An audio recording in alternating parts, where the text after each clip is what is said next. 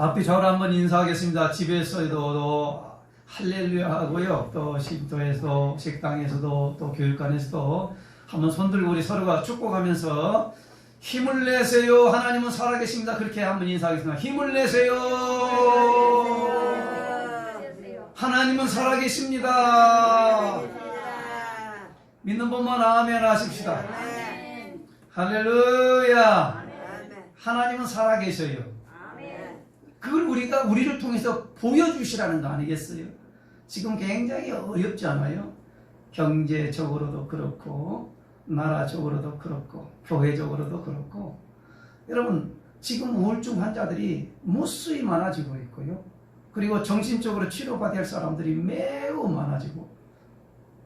지금 이런 시국인데도 나를 하나님께서 지켜주시고, 기도하게 하시고, 예배하게 하시고, 신실한 하나님의 자녀로 삼아주셨다는 것에 대하여 정말 감사하는 분만 할렐루야.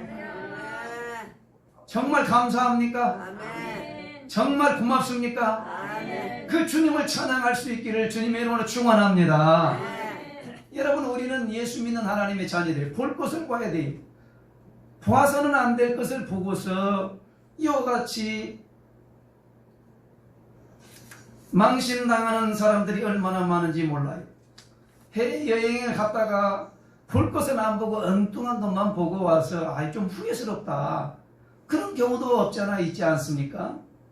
우리 예수 믿는 하나님의 자녀들은 분별 있게 볼 것을 보고, 보아야 할 것만 보고, 하나님을 바라고, 하나님을 쳐다보고, 위를 바라보고 살아갈 수 있는 하나님의 거룩한 자녀들이 되어야 할 줄로 믿습니다. 예수님은요, 세례 요한의 무리들에게 이렇게 질문을 던집니다. 너희들이 왜 광야에 나갔냐? 흔들리는 갈대를 보러 나갔냐? 아니면 너희들이 왜 광야를 나갔냐? 화려한 옷을 입은 자를 보러 나갔더냐? 화려한 옷을 입은 자는 왕궁에 있느니라. 너희가 그러면 무엇을 보러 나갔더냐? 광야에 선지자, 옳도다. 너희들이 정말로 볼 것은 선지자, 하나님이 보낸 사람, 하나님으로 인하여서 세워진 그 사람을 보러 나갔다면 그 사람의 입에서 나오는 말을 잘 듣고 하나님의 말씀대로 살고 하나님의 자녀같이 살아야 되는 것이 마땅한 것 아니냐. 세례 요한에서 입에서 나오는 말이 뭐 회개하라, 천국이 가까웠다 그러고, 형식적이고 이선적이고 예식하고 이와 같이 모양만 있는 그런 바리새인들을 향하여서 뭐라고 얘기했죠? 회칠한 무덤 같은 사람들이라고 막 이렇게 막 엄청나게 이 얘기를 했지 않습니까? 그런데 그 사람보다도 더 나은 선지자가 있다. 그 사람이 바로 누구냐? 바로 세례 요한이 신들매도 감당할 수 없는 내 뒤에 오시는 바로 예수 그리스도를 쳐다보라고 하는 것입니다.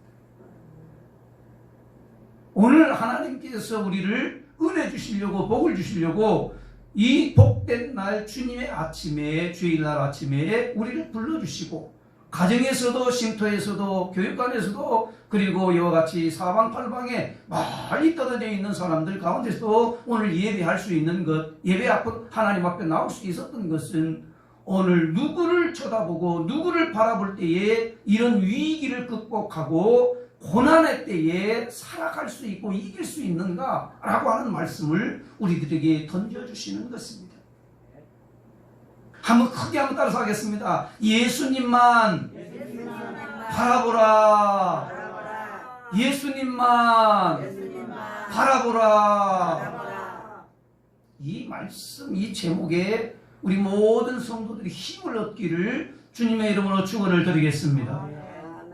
여러분, 예수님이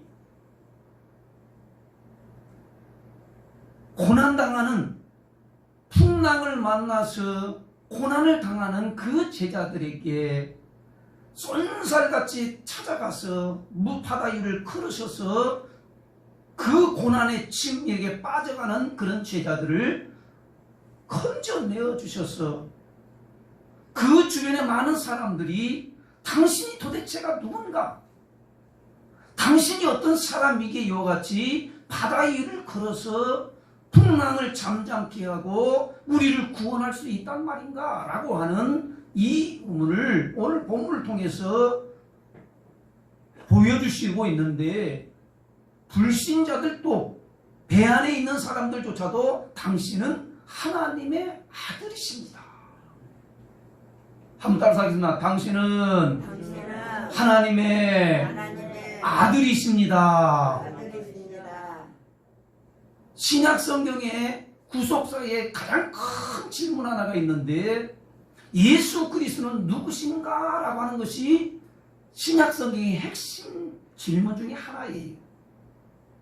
예수 그리스도가 도대체 누구길래 모든 사람들이 이와 같이 나와서 쫓아서 믿고, 그리고 그 주님을 바라보고 그 주님에 따라 다닐 수 있는가? 라고 하는 것을 성경은 분명히 말씀해 주고 계시는데, 오늘 예수 그리스도가 누구신지를 오늘 확실하게 알고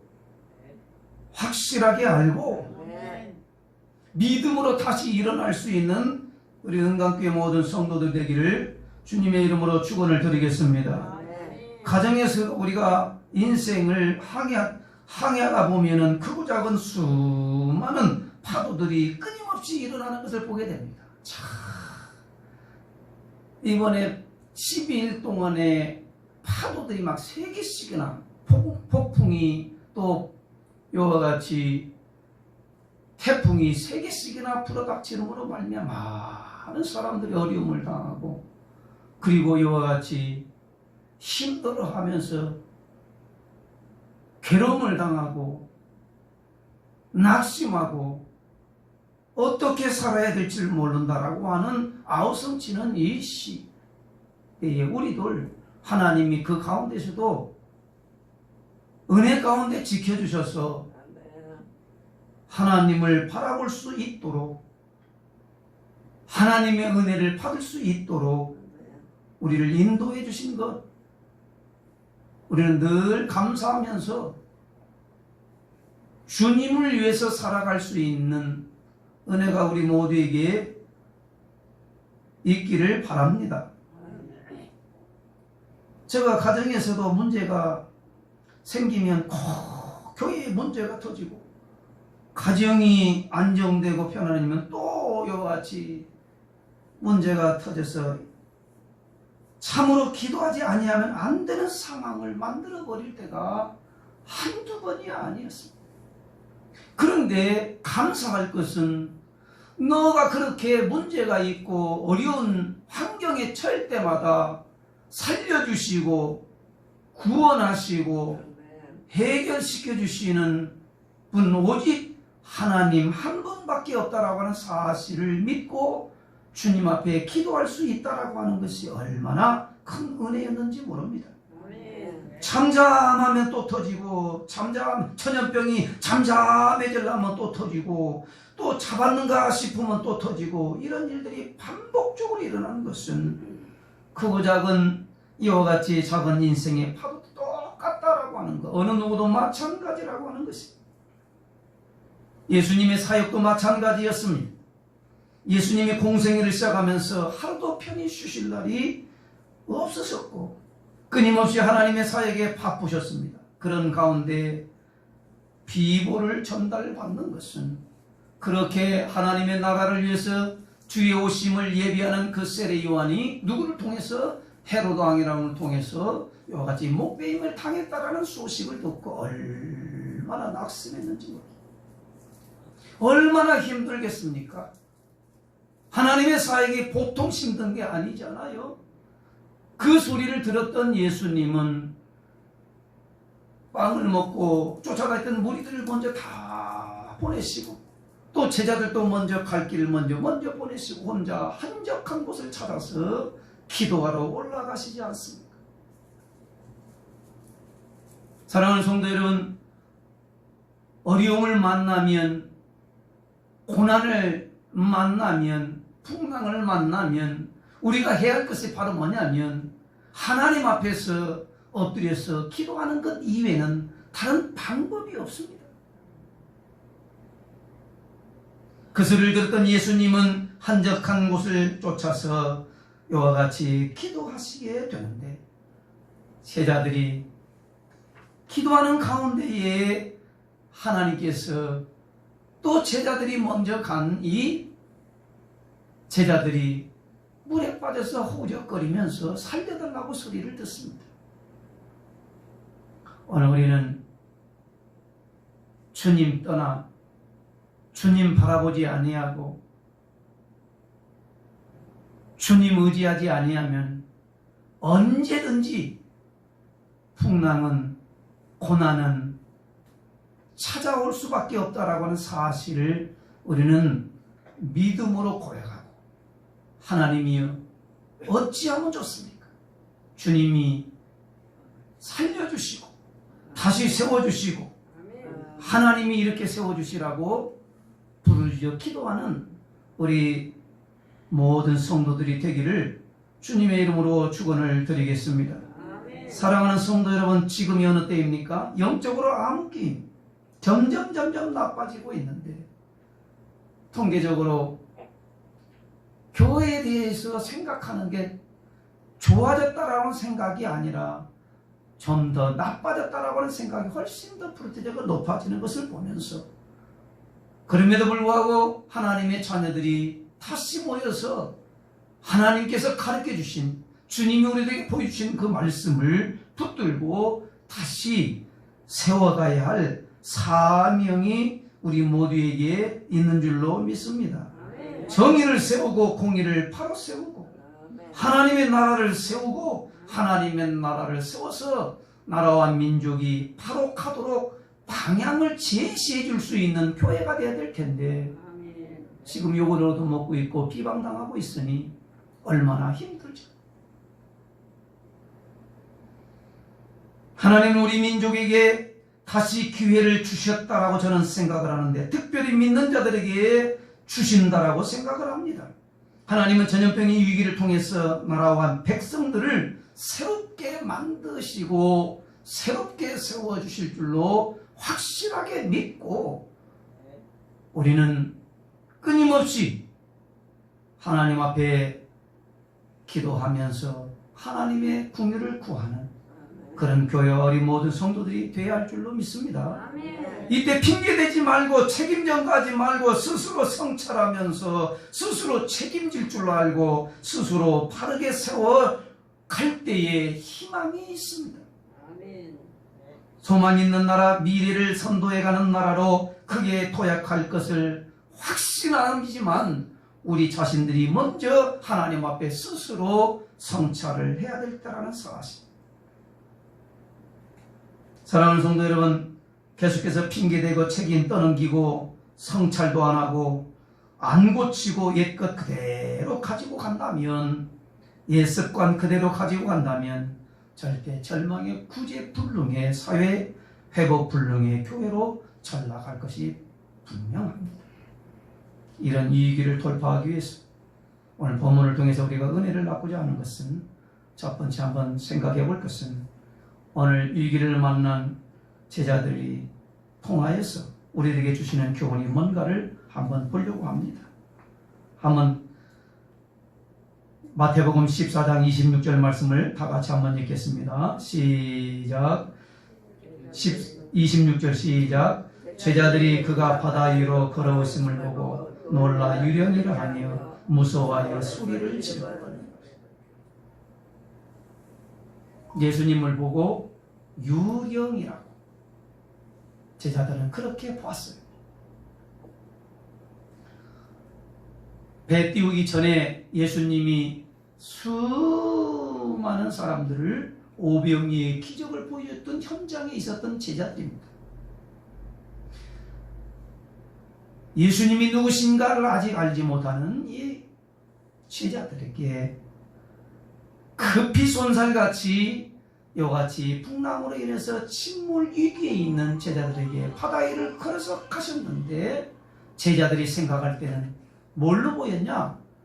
바다에 걸어오시는 그 예수님을 보고 예수님이라고 생각하지 않냐, 주인이라고 생각하지 않냐, 하나님이라고 생각하지 않냐고 유령으로 봤다라고 하는 것을 주목해 볼 필요가 있습니다. 유령이라는 원어는 바로 판타스마, 허상, 환상, 헛개비라는 의미를 가지고 있는데 제자들은 예수님을 유령으로 봤어요. 그리고 소리를 질렀어요. 사랑하는 성도 여러분, 실체가 없고 실제적이지도 아니하고 역사적이지도 아니하는 이 유령 같은 존재로 예수님을 믿는 사람들은 이와 같이 예수님이 오심에도 불구하고 구원하시는 예수님이 우리에게 다가오심에도 불구하고 이와 같이 믿지 못하고 주님으로 인해서 자유함을 얻지 못하고 주님으로 인해서 회복되지도 못하고 날마다 위기에서 허덕이면서 고난 가운데 허덕이면서 불안해하면서 공포스러워하면서 살아가는 자들이 많이 있다는 사실. 우리가 믿는 예수님은 이성으로가 아니라 실제적인 하나님, 나와 함께 하시는 하나님, 부르짖으면 응답을 주시는 하나님, 고난당할 쯤에 피할 길을 내셔서 능히 감당하게 하시는 하나님, 이 하나님을 오늘 새롭게 믿고 바라보고 부르짖어 기도할 수 있는 은혜가 우리 모두에게 있기를 주님의 이름으로 축원을 드리겠습니다. 한나는 하나님 앞에 나와서 여러분 자녀가 없음으로 말미암아 학대를 당하고 고통을 당하고 핍박을 당하고 괴로워할 때에 하나님 앞에 나와서 한나가 아들을 얻어 난 이후에 고백이 뭐였냐면 살리기도 하시고 죽이기도 하시고 높이기도 하시고 내리기도 하시고 있게도 하게 하시고 없게도 하게 하시고 태의 문을 닫기도 하시고 열어주시기도 하신다라고 하는 이 하나님 앞에 부르짖어 기도함으로 하나님의 역사를 체험한 여인이었음을 우리는 보게 됩니다. 어렵습니까? 힘듭니까? 두렵습니까? 하나님 앞에 나와서 우리들이 더 철저하게 있는 처소에서도 하나님 앞에 부르짖어 기도함으로 말미암아 이 고난을 위기를 넉넉하게 극복하고 난 다음에 하나님은 살아계시더라. 하나님은 역사하신다. 우리 믿는 자녀를 통하여서 증언되어질 수 있기를 주님의 이름으로 축원을 드리겠습니다. 아멘.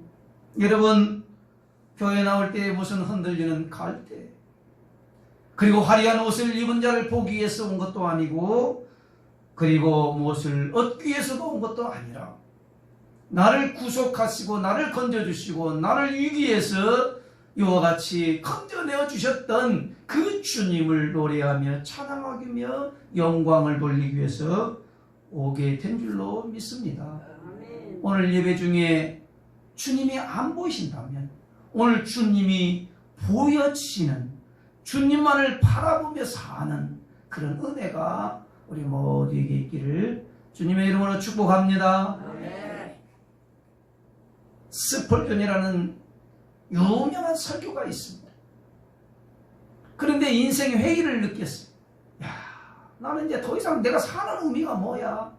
그래서 영혼 없는 인생을 살아가는 가운데 방황하는 가운데에서 주일 아침에 이와 같이 시골길을 걸은데 종소리에 의해서 이와 같이 교회로 들어가게 됩니다. 시골 교회에 들어갔는데 겨우 어른들 몇 명 이렇게 모여 앉혀놓고 이렇게 설교를 하는 분이 있는데 그 설교하는 분도 목사님이 아니고 그 집사님이 설교를 왜요? 시골 저 구석에는요 목사님들이 잘 안 가려고 하잖아요. 근데 거기서 이제 설교를 하는데 그 집사님은 무슨 일을 하냐면 구두를 수선한 수선공이에요. 수선공. 근데 그 집사님이 강단에 올라와서 말씀을 전할 때에 이렇게 설교를 합니다. 여러분 예수님만 바라보세요. 이걸 계속 외치는 거예요. 여러분 예수님만 바라보세요. 그러면서 청년이 앉아서 잠을 드는데 이거 또 집사님 설교자가 이렇게 얘기합니다. 저 청년 방황하고 있습니까? 저 청년 길을 잃어버렸습니까? 길이 안 보입니까? 예수님을 바라보세요. 예수님을 바라보세요. 이 소리에 그냥 가슴에 탁 와서 잘 박힌 것처럼 그 말씀이 예수님만 바라보라고 하는 이 말씀이 가슴에 탁 탔고, 교회 문 나가서 예배 끝나고 나갔는데 계속해서 가슴에 떠나가지가 않아요. 예수님만 바라보라. 예수님만. 누가 길을 잃어버린 사람? 내가 길을 잃어버렸는가? 내가 방황하는 사람인가?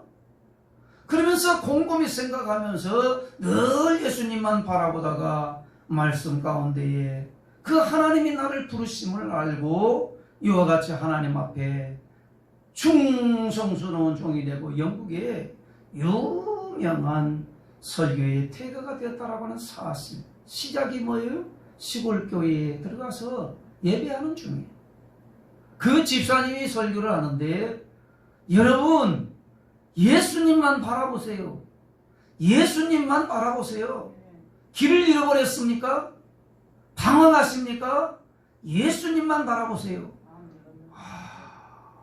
이 말이 말이죠. 스펄전에게는 얼마만큼 강력하게 임했냐면, 그래서 그를 평생에 그 말씀 한마디 듣고 하나님 앞에 훌륭한 종이 되고 위대한 설교가가 되었다는 사실을 우리는 역사적으로 볼 수 있는 것입니다. 사랑하는 성도 여러분, 오늘 누구를 바라보라? 예수님을 유령으로 바라보지 말고 헛개비로 안 계시는 하나님처럼 믿지 말고, 계시는 하나님, 살아계시는 하나님, 지금도 건져주시는 하나님, 응답하시는 하나님, 위기에서도 하나님이 살려주시는 그 하나님, 실제적인 하나님으로 바라보라고 하는 말씀을 오늘 우리들에게 들려지는 은총이 있기를 주님의 이름으로 축원을 드리겠습니다. 여기서 얻을 수 있는 교훈이 뭘까? 두 번째 28절 한번 읽겠습니다. 마태복음 14장 28절 말씀이 시작. 베드로가 대답하여 이르되 주여, 만일 주님이시거든 나를 명하사 무리로 오라소서. 물 위에 걸어오시는 예수님을 바라보면서 유령이다 놀라서 소리를 질렀던 그 제자들이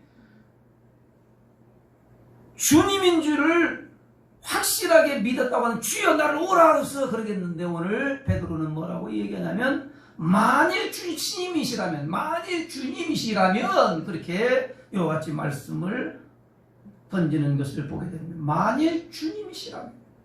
이게 무슨 얘기예요? 실제 하시는 하나님을 믿는다면 만일이 아니라 주여 나를 오라 하소서, 나를 물 위로 걸어버리게 하소서 라고 이야기를 했을 텐데, 만일 주시면 난 아직도 확신이 없어요.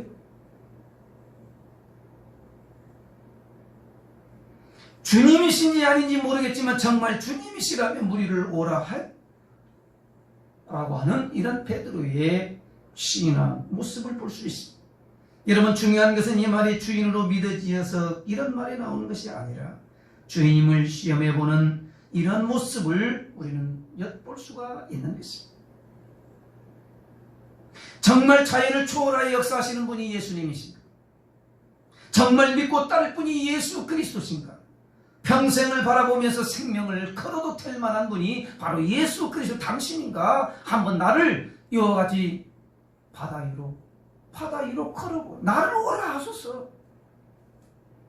오늘 우리는 주님을 믿는다 하면서도 주님이 나의 주인으로서의 믿는 믿음이 있다고 한다면, 우리는 어려운 가운데서, 고난 가운데서 모든 만물의 주인 되시는 그 주님이 다스려 주시고 모든 만물을 다 발 아래 밟으시고 일어나시는 그 주님이 나의 주인이 되신다고 한다면, 환경의 지배를 받지 아니하고 문제에 빠지지 아니하고 고난과 위기에서도 능히 일어나서 살아계신 하나님을 영화롭게 하며 자랑삼아 승인되어 살아갈 수 있는 귀한 종들이 될 줄로 믿습니다. 귀신 들린 아이의 아버지가 와서 이렇게 얘기하잖아요.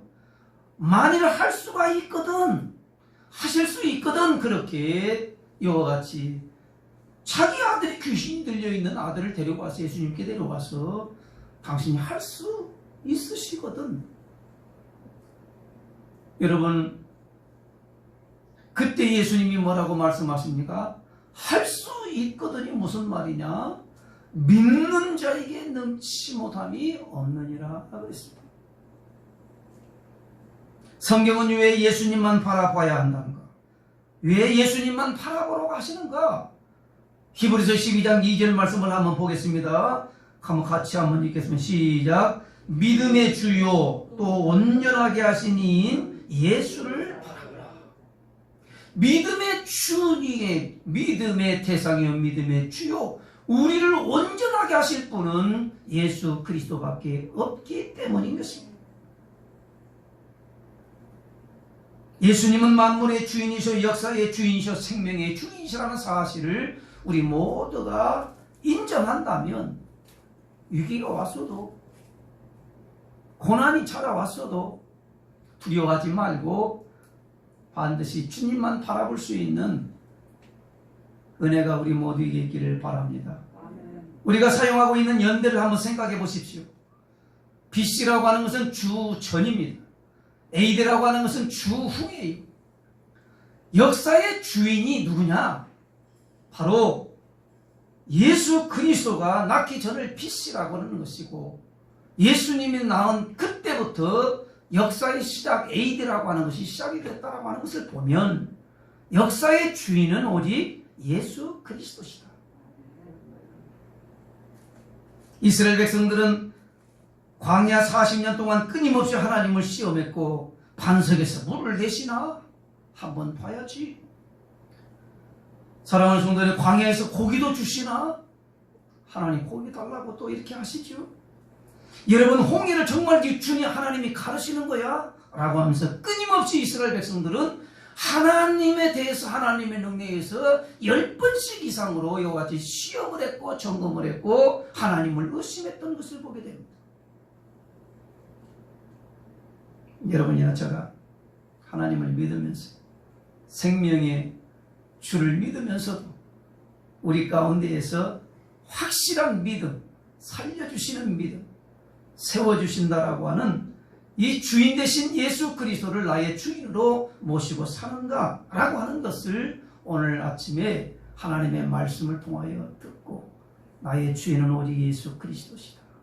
한번 따라서 하면, 나의 주인은 오직 예수 그리스도십니다.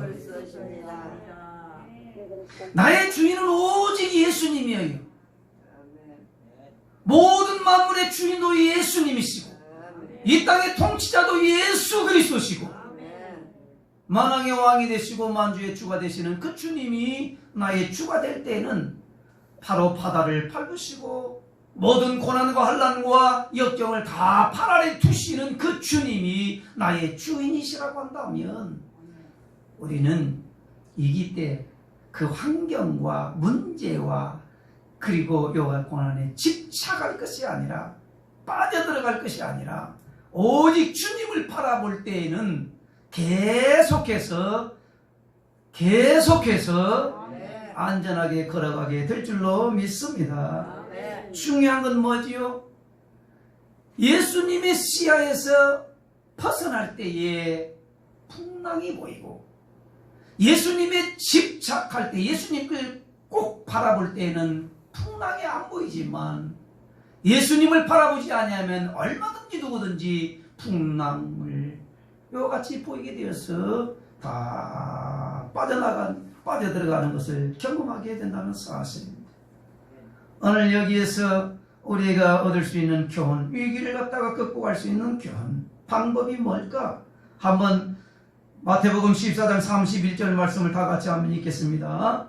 시작. 예수께서 즉시 손을 내밀어 그를 붙잡으시매 이르시되 믿음이 작은 자야 왜 의심하느냐 하시냐. 왜 의심하느냐.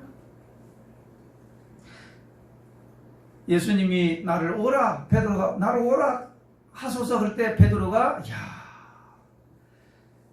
이게 계산하지 않습니다. 그냥 뛰어서 내려갈 때에 바로 예수님을 오라 그럴 때, 예수님 오라 그럴 때에 베드로가 바다 위를 걸었어요. 그리고 주님을 바라봤어요.